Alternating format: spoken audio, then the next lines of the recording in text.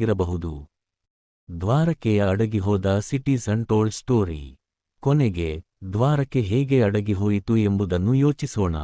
ಇದು ಉದ್ದೇಶಪೂರ್ವಕವಾಗಿ ನಾಶವಾಗಿತ್ತೆ. ದ್ವಾರಕೆಯ ಆಡಳಿತಗಾರರು ನಗರವು ಒಂದು ದಿನ ಕಳೆದು ಹೋಗುತ್ತದೆ ಎಂದು ತಿಳಿದಿದ್ದರು ಎಂದು ಕೆಲವು ಜನರು ನಂಬುತ್ತಾರೆ. ಆದ್ದರಿಂದ ಅವರು ಅದರ ರಹಸ್ಯಗಳನ್ನು ಅಡಗಿಸಿರಬಹುದು ಅಥವಾ ಅದು ಮರೆತು ಹೋಗಲು ಖಚಿತಪಡಿಸಿರಬಹುದು. ನಗರದ ಪತನದ ಬಗ್ಗೆ ಹೆಚ್ಚು ವಿವರಿಸುವ ಅಡಗಿರುವ ಕೋಣೆಗಳು ಅಥವಾ ವಿಶೇಷ ಶಿಲಾಶಾಸನಗಳು ಇರಬಹುದೇ?